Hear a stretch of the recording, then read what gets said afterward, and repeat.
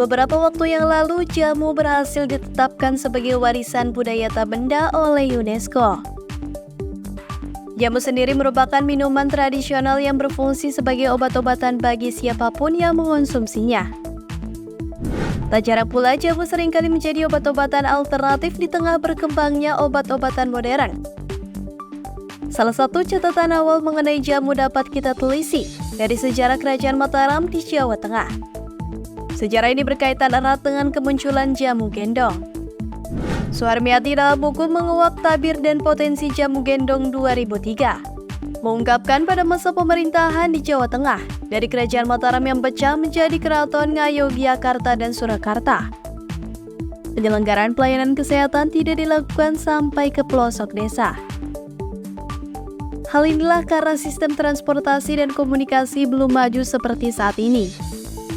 Pusat kesehatan yang berada di ibu kota kerajaan membuat daerah-daerah pinggiran kesulitan dalam akses obat-obatan. Praktik pengobatan ini dilakukan biasanya oleh orang pintar, dukun atau biku.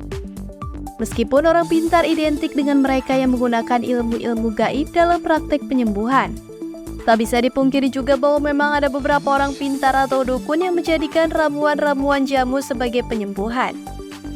Permasalahan lain yang timbul setelah berkembangnya jamu yang diracik oleh dukun ini adalah sistem distribusi yang masih sulit bagi mereka yang tinggal jauh dari rumah dukun ini.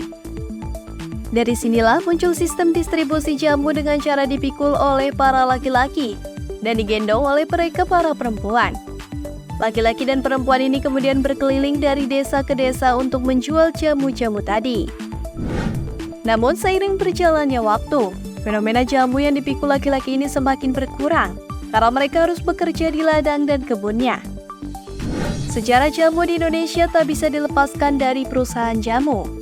Salah satu perusahaan jamu yang cukup terkenal adalah perusahaan jamu Sido Muncul, yang memiliki arti impian yang terwujud di daerah Semarang. Perusahaan ini merupakan perusahaan yang dirintis oleh Sim Diam Hee dan Rahmat Sulistyo. Pada awalnya, Rahmat Sulistyo menjual produk roti, namun akhirnya mengalami perubahan. Pada tanggal 6 Desember 2023 pada pukul 16.30 waktu Indonesia Barat, dalam sesi sidang ke-18, Intergovernmental Committee for the Safeguarding of the Intangible Cultural Heritage di Kasane, Republik Botswana menetapkan budaya sehat jamu atau jamu wellness culture sebagai salah satu warisan budaya tak benda dari Indonesia. Penetapan ini tentu bukan tanpa sebab. Komitmen dalam melestarikan budaya jamu ini dalam kehidupan sehari-hari membuat jamu tidak bisa dipisahkan dari kehidupan masyarakat di Indonesia.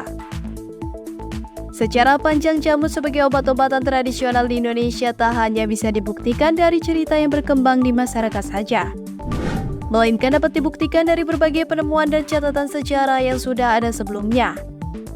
Manfaat pelestarian jamu ini juga tak hanya dirasakan oleh masyarakat Indonesia, tetapi juga berkontribusi dalam kesehatan dan kesejahteraan masyarakat global.